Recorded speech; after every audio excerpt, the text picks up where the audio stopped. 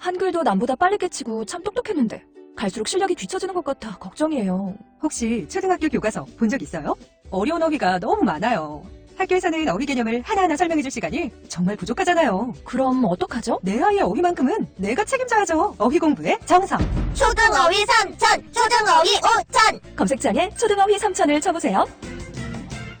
눈에 들어가도 상처 위에 발라도 혹은 아이들이 실수로 먹더라도 괜찮아야 한다는 마음으로 달려왔습니다. 아이부터 어른까지 수아비스. 이렇게 좋은 화장품 전 국민과 나누기 위해 수아비스 아이 모델 선발 대회를 개최합니다. 아이부터 어른까지 수아비스. 아이를 포함한 가족 모두가 참여 가능합니다. 지금 검색창에 수아비스 화장품을 검색하세요. 아이부터 어른까지 수아비스. 평생을 수아비스와 함께할 모델 바로 여러분과 여러분의 아이가 될 수 있습니다. 아이부터 어른까지 수아비스. 우리는 훌륭한 국가에서 살고 있는가 흔쾌히 답할 수가 없다. 훌륭한 국가 없이는 훌륭한 삶을 살 수 없기에 사람들은 묻고 시도하고 좌절하고 또 도전한다. 도대체 국가란 무엇인가? 대한민국을 더 훌륭한 국가로 만들려면 우리는 각자 무엇을 어떻게 해야 하는 것일까? 나는 이런 의문들에 대한 답을 찾고 싶었다. 이 책은 오늘의 시점에서 내가 찾은 대답이다. 유시민 국가란 무엇인가 개정판 도서출판 돌베개. 맛있어. 너무 맛있어. 와, 아삭거리는 소리 들려? 와, 진짜 맛있다. 이 김치 어디에서 샀어? 김치 어디서 샀냐면 화 뭐? 무슨 김치라고? 그러니까 어디 김치냐면 바로 뜸들이지 말고 빨리. 도대체 어디 김치야? 화통김치. 화통김치라고. 국내산 재료로 100% 자체 생산하는 화끈하게 통하는 화통김치. 얼른 검색해서 사 먹어.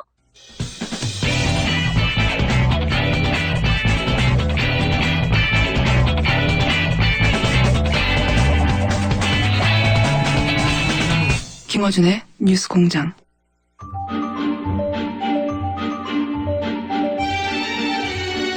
하영의 오프로 레코드. 하영 기자 나오셨습니다. 네, 안녕하세요. 한겨레 하호영 기자입니다. 자, 이제 사실상 대선 정국이 시작됐으니까 네. 오늘은 이걸 한번 해볼까 합니다. 우선 먼저 민주당을 대상으로 해서 각 캠프의 걱정거리가 뭐냐. 예. 민주당하고 다음 시간은 국민의당 그리고 뭐 바른당, 자유한국당은 출입을 안 하니까 출입을 안 하긴 하는데요. 지금 대선 후보가 11명이어서요. 이어서 그냥 이름만 거명하기도 좀 벅찬데. 정당들 걱정거리, 캠프의 걱정거리를 짚어볼 텐데 오늘은 이제 민주당 먼저 문재인 캠프 지금 현재 걱정거리가 뭡니까? 대세로는 지금 굳어지고 있는 상황입니다. 현재로서는요. 네. 구심력이 얼마나 대단하냐면요. 그 본인을 이제 중도라고 표현하는 당내 의원 하나가 며칠 전 그 밥자리에서 이렇게 표현하더라고요. 두렵다. 공포심이 있을 정도다라고 이야기를 하더라고요. 그런 의미는 본인이 소외되고 그렇죠. 잊혀지고 예. 네. 그 정도로 그럴까봐. 그러니까 거기에 다가가면 확 빨려 들어갈 것 같고 좀 멀리 있으면 완전히 소외될 것 같고 본인의 정책 스탠스가 다르긴 한데도 예. 가야 되는 거 아닌가? 가면 확 빨려 들어가지 않을까? 예. 이런 걱정을 할 정도로. 이 정도로 대세론의 힘이 막강하다는 거죠. 그 수치상으로는 그럴 수밖에 없죠, 사실은. 예, 예. 네, 맞습니다. 네. 그리고 특히나 이제 박근혜 전 대통령이 불복을 하고 있는 상황이기 때문에 그 구심력, 그러니까 빨아들이는 힘이라는 게 더 대단한 거죠. 박근혜 전 대통령이 야당의 선거를 더 주고 있어요. 그렇죠. 정치공학적으로 봤을 때는 네. 왜 그런지 모르겠어요. 반대편에 힘을 실어주고 있는 그런 네. 본인만 생각하다 보니까 그렇게 된 거거든요. 그렇죠. 오로지 본인만. 예. 자기 세력들만 생각하다 보니까 전체 선거 구도에서 야권을 도와주고 있다. 예. 거의. 상황이 이렇다 보니까 좀 답이 뻔할 수는 있겠는데 문재인 전 대표 자신 그리고 캠프 그 자체에 실수만 없으면 이대로 60이 지나는 거 아니냐. 자살골 넣지 말자는 예. 게 강하다. 예. 네. 그러다 보니까 각종 선거 국면에 항상 구설이 있거든요. 그렇죠. 언제나. 예. 구설에 대한 반응 정도도 다른 캠프보다 훨씬 즉각적이고 또 강한 것 같아요. 그렇죠. 왜냐하면 기자들이 더 섬세하게 들여다보기 시작했어요. 원래 뭐 1등 후보는 보수 후보가 됐건 진보 후보가 됐건 항상 공격을 제일 많이 받는 건 당연하니까요. 예. 그리고 지금 모든 캠프를 통틀어서 캠프의 시스템을 들여다보는 곳은 그곳 한 곳밖에 없어요. 그리고 이제 지난 대선도 한번 했고 그때는 약간 예. 어설펐는데 이번은 제대로 하겠다고 캠프도 크고 예. 사람도 많고 그러니까 당시에는 삼철, 예. 구인방 이래가지고 실세가 따로 있는 거 아니냐라는 분석도 나오고 실제로 그 일부 인사들이 물러나기도 했죠. 2012년 당시에요. 네. 근데 이번에는 사실 그런 이야기는 좀 나오고 있지는 않습니다. 네, 워낙 그 시스템적으로 하려고 노력하는 걸로 좀 보입니다. 예. 네. 그래서 특히나 주목하는 건 이제 말실수라든가 아니면 어떤 뭐 선정된 인사들에 대한 그 과거의 문제라든가 이런 게 이제 그 언론의 주목을 받는데요. 최근에 이제 보면은 그 노무현 전 대통령 서거를 계산된 것이라고 이야기를 했다가 네. 손희원 전 홍보 부본부장이죠. 네. 뭐 자리에서 물러났습니다. 그러니까요. 굉장히 전격적으로 조치가 됐어요. 뭐 바로 예. 나오자마자. 예, 이건 하루도 아니고요. 몇 시간 만에 조치가 된 건데요. 뭐 본인도 실수를 인정하고 바로 자리에서 물러나겠다고 그렇게 얘기를 했다고 하고요. 그리고 전인범 전 특전사령관 같은 경우에도 5.18 발표를 전두환 전 대통령이 지시했다고 생각하지 않는다라고 얘기를 했다가 거기도 이제 자리에서 물러나고 이제 미국으로 떠났고요. 뭐 이거는 사실은 이제 노무현이나 호남 이런 상징성을 갖고 있는 그런 부분들이 있는데 사실 좀 그렇지 않은 부분들도 있어요. 예를 들면 전윤철 공동선대위원장이 악성노조로 민간기업에서 일자리를 창출할 여력이 적다. 뭐 이렇게 해서 이제 악성노조 발언이라든가요. 애양자 최고위원이 반올림이라는 그 백혈병 지원단체를 전문시익군이나 귀족노조로 빗댄 경우에는 사실상 그냥 넘어간 그런 상황이죠. 이게 이제 노동 부분에 있어서 좀 소홀한 거 아니냐. 뭐 이런 지적. 사과 정도로 넘어가다든지. 예. 그리고 이제 예를 들면 지지그룹 같은 경우에는 특히나 이제 그 양 최고위원 같은 경우에는 언론사 실명 거론하면서 그 일부 언론에 양 최고위원이 피해를 입은 것처럼 그렇게 좀 이야기가 오가고 있기도 하고요. 물론 이제 전후 맥락 발언 취지 다 살펴보면 전혀 이해 못할 바가 아닌 경우도 있긴 해요. 예. 원래 그런데 선거는 기본적으로 전후 맥락 발언 취지 다 살펴보지 않거든요. 그렇죠. 그리고 각자가 책임을 좀 져야 하는 부분이죠. 그러니까 상대 진영이 혼신을 다해서 한 말에서 악의적인 부분을 찾아내지 않습니까? 그렇죠. 원래 선거 때는 이런 미끼가 나타나면 땡큐 베리 마치가 되는 거죠. 네. 특히나 언론 같은 경우에는 인사가 만사라고 그러잖아요. 그리고 그 인사가 어떻게 이후에 책임을 지느냐 아니면 인사가 어떻게 선정되느냐를 보면은 그 캠프가 갖고 있는 시스템이 어느 정도 구축되어 있느냐를 볼 수 있거든요. 그래서 좀 관심을 좀 많이 갖고 있죠. 저는 뭐 다른 캠프 얘기도 하겠지만 문 캠프의 이 문제라기보다는 조심해야 될 부분은 물론 손혜원 의원이 큰 실수를 한 건 맞아요. 네. 서로 그 단어에 악의를 담지 않았다 하더라도 네. 단어를 잘못한 게 맞고 빌미를 줬죠. 근데 초보라서 실수도 많지만 민주당 지지자들에게는 매력적인 캐릭터거든요. 그렇죠. 그러니까 다들 입 다물고 있을 때 몸을 안 사리고 가려운 곳을 긁기도 하고요. 예, 눈치를 보지 않고 비용하지 않고 근데 정치는 잘 모르고 사실. 네. 그래서 이런 구설도 문제가 되지만 또 다른 차원에서의 문제는 이런 캐릭터들을 전선에서 확 빼버릴 때 네. 느끼는 이 민주당 성향 지지자들이 느끼는 어떤 상실감 같은 게 있어요. 상실감 네. 같은 거. 이 관리는 안 되고 있다.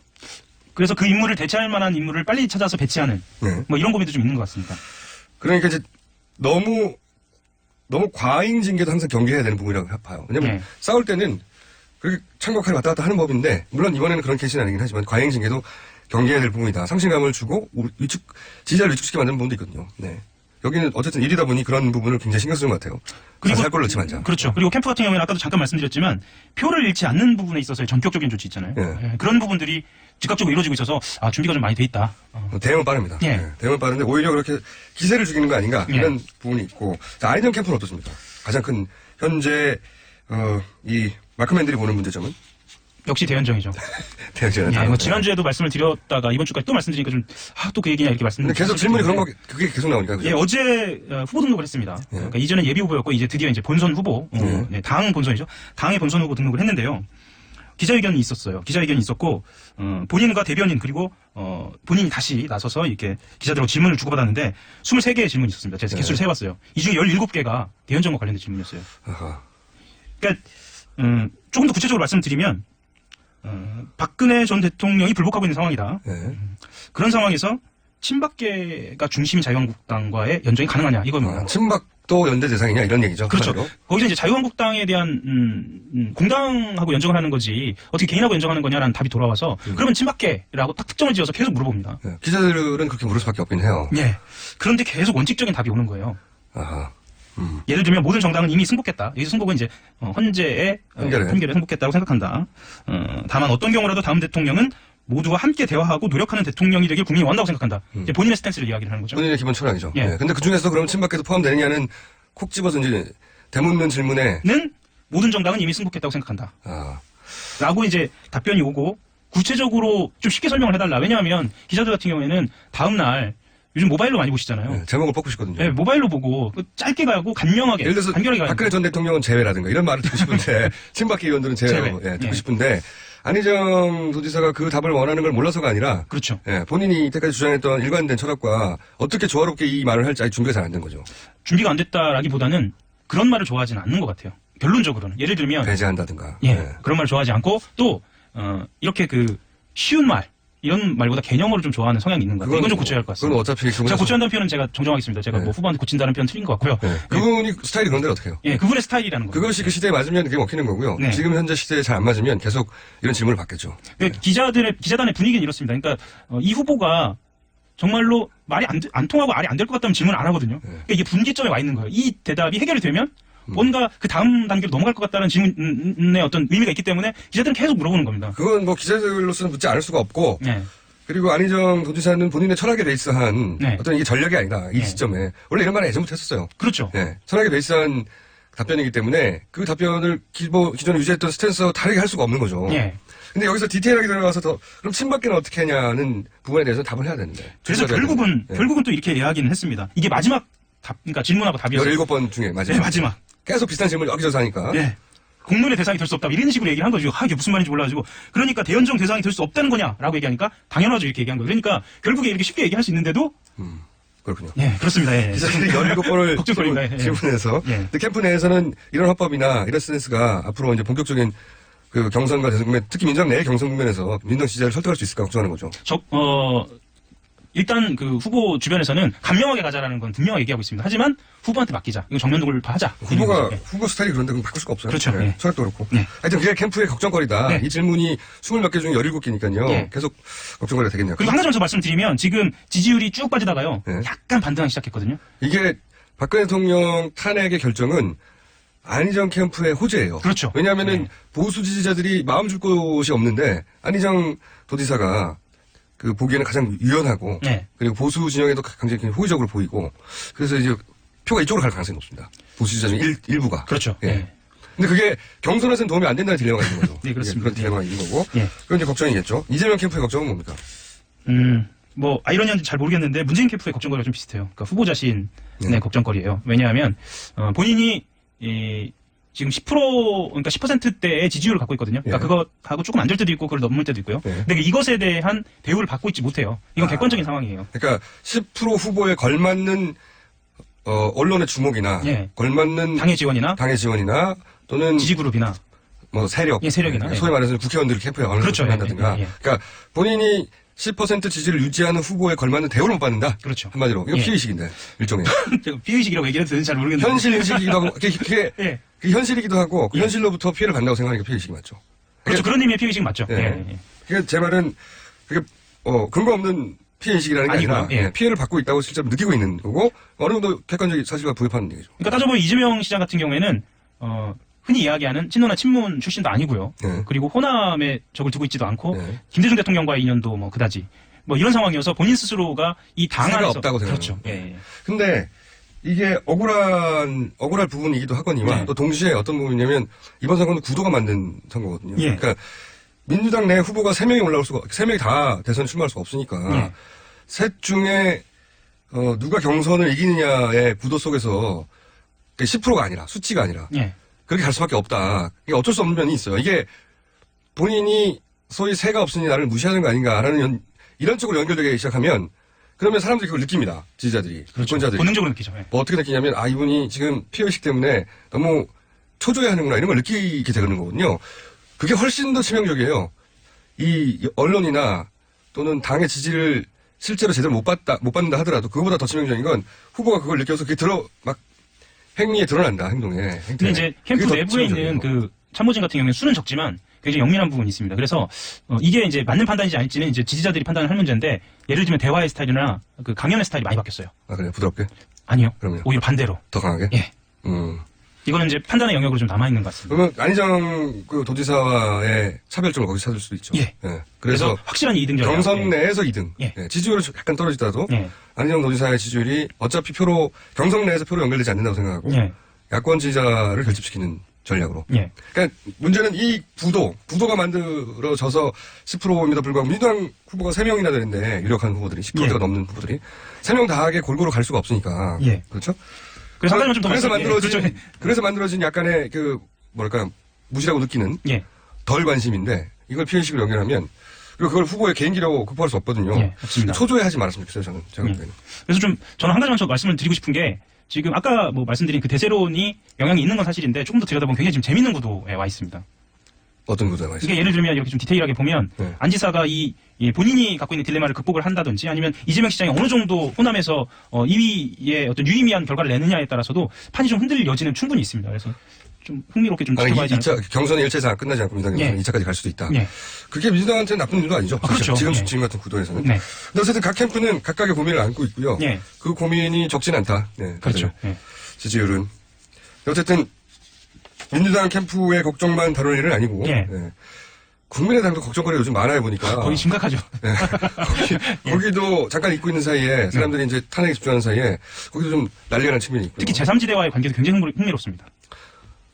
가장 깔끔한 상태는 지금 정의당입니다. 그렇죠. 또 빨리 결정됐고 그래서 저희가 이제 오늘은 정의당 심상정 대표하고 아이스 브레이킹 정도 했고 네. 본격적인 대선 후보로서 인터뷰를 했다기보다는 1시간 정도 안에서 다른 본격적인 인터뷰 하겠지만 이분들 다 모실 텐데 네.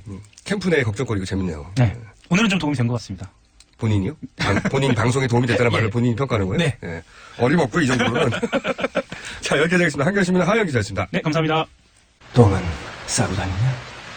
미치도록 싸고 싶다. 빅동의 추억. 미국 장사랑! 구렁이 똥, 이빨 장이 살아야 내 몸이 산다. 혈중 콜레스테롤 개선과 배변 활동에 도움을 주는 건강 기능 식품입니다. 빅동의 추억. 미궁 장사랑. 지금 검색창에 미궁 장사랑을 검색하세요. 이건 제가 써보니까 효과가 있는 것 같아요.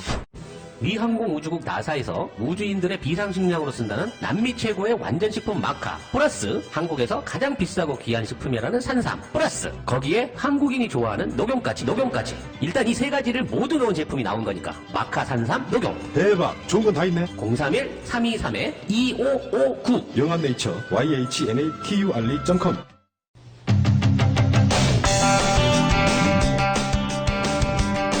시흥 캠퍼스 설립을 반대하며 시작된 서울대 학생들의 본관 점거가 지난 주말 종료됐습니다. 학교 측의 무력 행사로.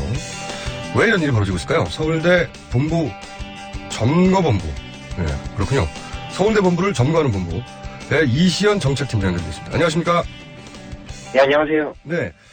그 서울대에서 그 점거한 학생들을, 소화전 물을 끓여다가 뿌려서 이렇게 해산을 시켰네요. 그죠? 네, 맞습니다. 네, 다친 분들은 없고요. 일단 첫 번째로 소화전을, 첫 번째로 이제 학생들 끌어낸 건 소화전을 이용해서는 아니었고요. 그 학생들이 이제 70여 명이 안에 있었다가 학교가 이제 그라인더로 문을 나무 판자를 부수고 또 쇠사슬을 끊고 근데 안으로 밀려 들어와서 학생들을 폭력적으로 끌어냈습니다. 그 과정에서 2명이 구급차로 실려가고 다수가 찰과상과 피를 흘리는 등 부상이 있었고요. 이제 2차로 진입을 시도할 때 학생들을 물대포로 써서 그때는 비록 부상자 생기지 않았지만 굉장히 많은 사람들이 고통을 호소했었습니다. 자, 사실 대학과 학생들의 이런 정도의 물리적 충돌은 요즘 잘 없는 건데, 그렇죠. 예, 시흥 캠퍼스 때문으로 알고 있어요. 저희도 이 서울대 시흥 캠퍼스에 대해서 계속 주목하고 있는데, 학생들이 이 시흥 캠퍼스 문제를 들고 나온 이유가 뭡니까? 일단 저희가 시흥 캠퍼스 학생사회가 시흥 캠퍼스를 처음 접하게 된 건 사실 사업을 추진하고 4년 뒤인 2013년에 처음으로 언론 기사를 통해서 접했기 때문에 추진을 해왔습니다. 이제 그때는 실시협약을 체결하지 말라고 그때부터 요구해왔고. 학생들이 그러면 왜 예. 이걸 반대하는 거죠? 캠퍼스를 그 반대 핵심이 먼저 좀 알려주세요. 저희가 반대하는 핵심 논거는 이것이 대학의 공공성을 파괴할 것이라는 우려 때문입니다. 공공성. 아시다시피 예. 서울대가 아시다시피 법인화되면서 예. 국가 예산과 책임이 점점 더 줄어들 전망이고 실제로 올해도 국고 출연금이 삭감되는데요. 그렇다면 예. 결국에는 지금 현재 캠퍼스에 거의 맞먹는 규모의 캠퍼스를 네. 지어하고 그렇다면 기업과 또 외주 상업시설들로부터 재원을 마련할 수밖에 없고 예. 그렇게 되면 결국에는 학교의 연구와 또 학교의 각종 시설들이 외주화되거나 아니면 재벌 기업들에 의존해서 운영될 수밖에 없다. 예. 일례로 이미 학교 안에 있는 생활협동조합들이 계속 설 길에 일어서고 있는데 예. 이렇게 되면은 학교에 있는 편의시설과 기숙사를 외주화되면서 학생들에게 물가 부담으로 전가되고 또 학교는 산학협력을 통해서 운영 비용을 조달하겠다고 하는데 평창 캠퍼스 사례를 보면 예. 경제 위기 때문에 그것조차 될지 난망하거든요. 그렇다면 결국 실패로 인한 비용은 구성원들이 짊어져야 된다. 이런 이유로 학생들은 반대를 하고 있습니다. 그런데 이제 그 서울대가 법인화가 됐기 때문에 사실 서울대 법인화는 서울대에서 과거에 요구하는 사항이기도 했었거든요. 제가 궁금한 것은 예를 들어 재벌들이 그럼 이제 학교에서 재원 마련을 위해서 정부에서 그 예산이 없으니까 외부에서 돈을 끌어와야 되는데 외부에서 그 돈을 끌어올 것 중에 산학협동 뭐 이렇게 하면서 재벌들 돈을 끌어오는 수밖에 없긴 하지 않습니까 현실적으로. 근데 그럴 경우에 생길 문제가 뭐라고 보시는 거예요? 그러니까 저희는 일단 얼마 전에 구체적으로 가습기 살균제 사건이 되게 많은 국민들에게 충격을 주지 않았습니까? 그때 네. 산학협력 때문에 사실은 기업들의 수요에 맞추기 위해서 맞춘 연구를 하기 위해서 연구 보고서를 조작하고 실제로 산학협력이 연구 부정과 되게 높은 상관관계가 있다는 것이 여러 연구를 통해서 밝혀지고 있고 전체 연구 부정률의 37%를 서울대 교수들이 저지르고 있습니다. 이것을 보면 사실 또 마찬가지 서울대는 거의 1, 2위 수준의 산학협력 규모를 자랑하고 있거든요 이미. 근데 평창 캠퍼스 전체를 만약에 산학협력을 통해서 운영을 하게 된다라고 하면 굉장히 연구가 심각한 연구의 자유에 아하. 침해가 생겨날 거다라고 보고 있고, 뿐만 아니라 사실 기업들에 의존을 하게 되면, 의존을 해서 사실 캠퍼스를 운영할 수밖에 없게 되면, 아까 말씀드렸듯이 편의시설과 이제 기숙사 같은 게 외주화되면서 학생들에게 등록금 인상, 사실상의 등록금 인상과 같은 효과로 이제 피해가 전가될 것이다라고 보고 있습니다. 그러니까 이제 그 대학이라는 곳이 결국은 물주인 재벌들 입맛에 맞는 연구만 하게 될 거다. 예, 맞습니다. 협동기관이 아니라 산하기관이 될 거다. 예. 예, 돈에 예속될 것이다. 이런 걱정을 하시는 거죠. 예. 예. 충분히 합리적인 그 우려인 것 같고요. 대학이라는 곳마저도 이제 자본 논리에 따라서 대학 그 재벌에서 하라고 하는 연구만 하게 될 거다. 맞습니다. 예. 그럴 것 같고요. 그리고 그 성낙인 총장 퇴진 운동을 하는 이유는 뭡니까? 저희가 성낙인 총장을 퇴진을 요구하게 된 계기는 지난 토요일에 3월 11일 있었던 폭력 진압과 물대포 사용으로 인한 강제 해산에 네. 굉장히 많은 학우들이 분노를 했고, 그래서 성낙인 총장은 더 이상 서울대 구성을 대표할 자격이 없다라고 판단하고 총장 퇴진 운동을 시작했습니다. 그래서 벌써 사실 4,000명 가량의 그 학부생들이 선언에 참여했고, 졸업생들도 1,000명 이상 일요일이 지난 지 한 이틀밖에 안 됐는데도 참여한 상황입니다. 그렇군요. 이게 대학을 장사하는 곳으로 만드는 데 대해서 반대하는 것이고, 총장이 이런 요걸 학생들을 폭력적으로 진압하는 데 대해서 퇴진 운동을 하시는 거고, 그렇죠? 예. 들어올 시설 중에 학생들이 반대하는 것도 있습니까? 이런 시설이 들어온다니 말이 안 된다, 이렇게? 그렇죠. 시흥 캠퍼스 사실 어떤 게 들어올지 학교는 한 번도 구체적인 계획을 안 밝혔었는데, 저희가 본부를 점거하고 나서야 발견한 문건에 의하면 네. 호텔, 그리고 대학에 호텔을 지어요? 노인을 위한. 잠깐만요. 예, 맞습니다. 대학에 예. 대학에 호텔을 지어요? 예, 학생들이나 맞습니다. 학부모나 교수들을 위한 게 아니고 그냥 일반 호텔이에요? 예, 그렇죠. 이제 막 학교에서 누구 유명 인사를 초빙해 오거나 네. 뭐 할 때 그 사람들 투숙시키기 위한 용도로 사실 호텔을. 그런 목적을 내세워서 예. 호텔이 있고요, 또요? 네, 호텔과 이제 지역의 고소득층 노인을 위한 이제 실버타운을 계획 중이었고요. 실버타운을 왜 대학 안에다 짓습니까?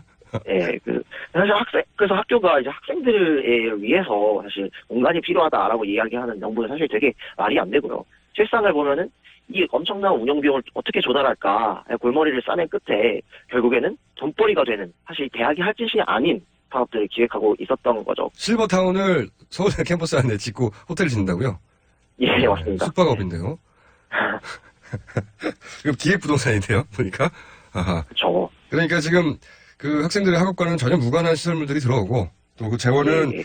기업들한테서 받고, 네. 예. 그래서 학교 시설도 부적합한 시설이 들어오지만 그 돈도 자본의 논리에 따라서 움직일 테니 그 돈을 받게 되면 대학이 아니라 이제 대학마저도 자본의 산하기관, 재벌의 산하기관으로 전락하게 될 거다. 교수들도 연구도 그렇게 되게 될 거고. 근데 이거를 폭력적으로 진압을 했다. 이런 얘기군요.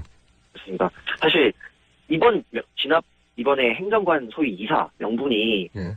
행정관 직원들 임시로 근무하고 있는 곳에 이제 20억 원짜리 정부 재정 지원 사업에 들어올 거다 예. 하는 것이었는데요. 20억 원짜리 사업을 위해서도 이렇게 폭력적인 진압을 가능하는 학교가 예. 과연 1조 8천억 원이라는 사업비가 들어간 시흥 캠퍼스가 지어지면은 앞으로 그 세부 추진 계획할 때 이거 돈벌이를 위해서 필요하다. 얼마나 또 더 비민주적으로 강행을 하겠습니까? 그래서 저희는 시흥 캠퍼스는 돈벌이를 위해서 지어지는 것일 뿐만 아니라 이를 위해서 학생들의 민주주의까지도 이제 말살시킬 정책이다, 이렇게 보고 있습니다.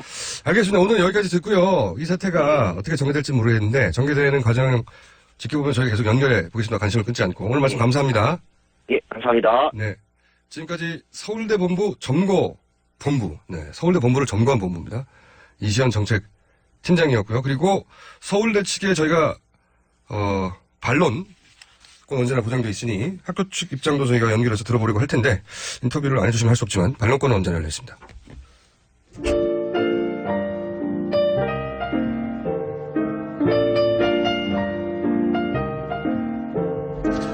자, 불친절한 AS.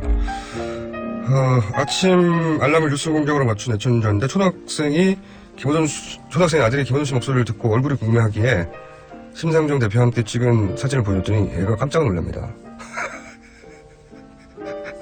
예, 야수냐고. 예. 시사 요정 김어준은 너무 심한 거 아닙니까? 네, 시사 요괴로 바꿔달라고. 너무하네요, 사람들 정말. 시사 불한당 정도는 제가 받아드리겠습니다. 전북 군산입니다. 탄핵 전 저희 어머니도 2박 3일 탄핵 집회 알바 전화를 받았는데 어머님은 모르시는 분이었다고 합니다. 이 전화번호를 어떻게 알았을까요? 그러게요. 네. 이 동원책에 수사를 밝혀낼 일인 것 같습니다, 사실. 자, 여기까지 하고요. 예. 뉴스공장은 왜 문자번호를 안 알려주나요? 예. 알아서 해주십시오, 그냥. 여기까지 하겠습니다.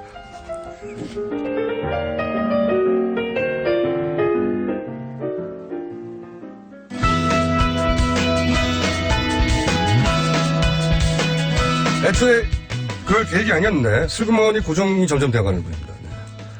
진실탐사그룹 기자와 사진기자와 변호사와 경찰과 이런 분들이 잔뜩 모인 이상한 그룹입니다.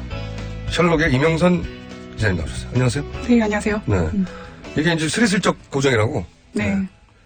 근데 한 오늘과 다음 주 정도까지는 아마 지켜보겠다는 게 저희 제작진들의. 네. 이번에 좀 어려운 주제를 시키시더라고요, 어쩐지. 자, 이번 주제가, 이때까지 해왔던 연장선상이긴 하지만 별도 취재가 필요했던. 네네. 네. 종편의 패널들에 네. 관한 이야기. 네. 사실 종편을 보시는 분들은 패널들을 보면서 감탄하기도 하고 욕을 하기도 하고, 좋은 의미로든 나쁜 의미로든. 네. 대단히 인상적으로 봅니다. 총수님이 자주 보신다고 들었습니다. 저는 자주 봐요. 재밌어요. 아니, 어떻게 저기서 저런 논리가 나오지? 굉장히 네. 재밌게 봅니다, 저는. 네. 예. 그래서 참고용으로, 재밌게 보는데. 네네. 자, 종편이 생긴 지가 벌써 4년, 5년, 6년인가요? 6년째죠? 6년째. 네. 그런데 이제 종편 패널의 특징은 첫 번째는 목소리가 크고요. 그렇죠. 예. 실제 목소리가 큽니다. 음. 목소리 큰 분들이 살아남더라고요. 네. 발성이 좋다는, 그러니까 목소리가 크다는 게 뭐 주장이 강하다 이런 말 말고 진짜 물리적으로 목소리가 커요. 그렇죠. 많은 교수님이 분들이. 난 것처럼 네. 그렇게 느껴질 정도로. 별일도 아닌데 막 지금 당장 불이 난 것 같은 목소리를 낼 수 있는 분들. 네. 그리고 같은 패널들이 여러 곳에 나온 분들이 많은데 네네.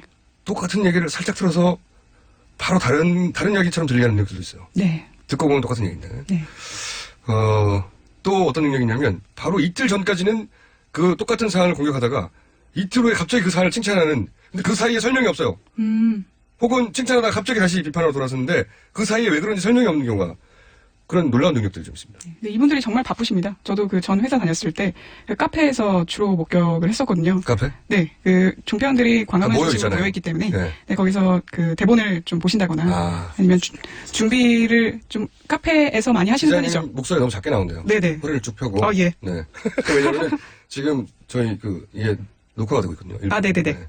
마이크에 가려서 얼굴이 안 보인다고. 아하. 네. 아, 자, 지금 TV 방송이 나오고 있죠? 일부, 예. 네. 예, 저희가. 자, 그런데요. 근데 그분들이 사실 돈을 많이 버시죠. 그분들이 그러니까 각 방송사를 돌아다닐 때 메뚜기 거점으로 카페를 쓰는군요. 네네네. 네. 그래서 뭐 저도 들은 얘기인데, 뭐 오토바이를 빌려서 다닌다는 분도 있고, 그다음에 시간 아예 맞추기 위해서. 기사님을 불러서 고용을 해서, 임시로 고용을 해서 이런저런 곳을 다니시기도 한다. 워낙 그런 그 얘기도 시간 있었죠. 사이, 그렇죠. 출연 시간 사이가 촉박하니까 네네. 그렇게 택배 당하는군요. 퀵 당하고. 그 정도로도, 그 정도로 수입이 짭짤한가요? 그렇게 막 돌아다니고 차를 별도로 고용할 만큼? 제가 여쭤보니까요, 이 미니멈이 한 15만 원 정도고요. 생각보다 적네요. 그 다음에 가격이 올라가기 시작하는데, 그렇구나. 요즘 방송이 등급이 있군요. 70분 정도 되는 것도 있잖아요. 그러니까 길이에 좀 비례하는 것 같습니다. 근데 방송 길이가 좀 길면 20만 원. 그리고 또 만약 고정을 약속받았다. 어떤 가격을 올리거나 또 이제 주필 출신이다. 그렇게 되면 이제 우리 식구니까 또 약간 올려주는 경향이 없지 않아 있다. 그 15만 원 선에서 시작하는 거군요. 네. 그래서 이 사람이 나올 때 시청률이 잘 나온다고 또 올라가는 거고, 그렇죠? 네, 인지도가 올라가고. 뭐 하여튼 그렇게 해서 쭉쭉쭉 패널들 사이에서는 자기들의 출연료 등급을 잘 서로 모르겠군요. 그렇죠. 올려달라는 분들도 있다고 하더라고요. 여쭤보니까. 그렇고 이분들의 저는 대본이 좀 궁금해요. 대본을 정말 그러니까 어떤 방향성을 가진 발언들을 쭉 하잖아요. 네. 어떤 사안이 등장하면 야 이건 입을 서로 맞춘 건가 싶을 정도로 한 방향으로 몰고 가거나 네네. 또는 하여튼 합의 있나? 이런 생각이 드는 사전 합의 있나? 약속 대련인가 싶은 부분이 있거든요. 이게 사실 좀 구조적인 문제인 게 TV조선이나 채널A 같은 곳은 그 이른바 조중동이라고 불리는 보수 신문사 예. 출신의 부장들이 CP를 맡는 경우가 많습니다. 신문사 출신들이. 네, 책임 프로듀서를 맡고 있죠. 그러니까 이분들의 입김이 당연히 크게 작용하게 되고 아하. 그래서 보수적으로 흘러갈 수밖에 없는 그런 상황이고요. 그다음에 또 제가 궁금한 건 이런 거예요. 네네. 그러니까 거기 뭐 보수 패널을 불렀으면 당연히 보수적인 발언을 할 텐데 네. 제 말은 보수 패널도 생각이 다를 수 있는데 네네. 한 방향으로 쫙 몰려가는 느낌이거든요. 근데 그게 어느 정도 사전에 약속된 것인가? 그게 궁금합니다. 제가 그거는 사실 좀 많이 캐물었는데 그러니까 답을 정하는 건 본인들은 본 적이 없다라고 했는데요. 근데 질문지 자체가 일종의 그 보수적으로 흘러갈 수밖에 없게끔 짜였기 때문에 그렇게 흘러갈 수밖에 없다고 그렇게 많이 좀 질문지가 그런 가이드라인 역할을 하는 거군요. 이 사람들은 나쁜 사람이죠? 뭐 예를 들면 묻는다든지. 저도 한 번 그 종편에서 앵커 비슷한 걸 해봤습니다. 시사 프로그램을 진행해봤었는데 한 번. 근데 그때도 저는 이제 뭐 막내나 다름없기 때문에 그 질문지를 보고 있는 수준이었는데요. 근데 세월호 전국이 좀 한창 진행되던 시절에도 좀 유병원에만 너무 초점이 맞춰져 있다 보니까 뭐 거기서 갑자기 또 무슨 팽목항 얘기를 한다거나 하는 건 좀 결이 안 맞았어요. 대본이 아예 그렇게 대본이 이렇게 있으니까. 그렇죠. 제 입장에서는 그렇게 보였고, 그다음에 그거를 이제 처음에 아이템 선정하고 패널을 정하는 과정에서는 뭐 일종의 판이 짜여진다 이렇게 단정 지을 수는 없지만 어쨌든 뭐 윗선의 입김이 작용할 수밖에 없다라고 봅니다. 이쪽 구성을 할 때도 보수적인 패널을 구성하지만 그 패널들과 함께 토크를 진행할 때 질문지 자체가 그 패널로부터 요구하는 답변이 애초에 본인들이 원하는 게 담겨 있기 때문에 그 안에 거기를 벗어나는 답을 하지 않으니까 다 같이 몰려가는 분위기다. 그리고 이제 방송국이 내게 이런 걸 요구하는 거라는 걸 바로 캐치하겠죠. 그런 분들도 있겠죠. 근데 그게 싫어서 또 나가시는 분들도 제가 통화를 했는데요. 아 그래요? 네네. 왜, 그 이유가 뭡니까? 좀 구체적으로. 자기는 YTN을 위주로 나간다 이렇게 얘기를 하시더라고요. 근데 그 이유가 종편에서 원하는 그 패널이 목소리 크고 약간 너무 비논리적이라도 분명한 노선으로 얘기하길 바라는데 사실 자기 입장에서는 그렇게 얘기할 수 없다. 이제 데이터를 근거로 팩트를 근거로 얘기를 해야 되는데 그러다 보니 자기를 안 좋아하더라. 그래서 그럴 바에 이제 안 나가는 게 자기 좋겠다라고 생각하셨다고 하더라고요. 종편에서는 약간 근거가 미약해도 강하게 얘기하기 원하고 분명하게 얘기를 원하는데 본인처럼 이렇게 데이터로 설명하고 이러면 싫어하더라.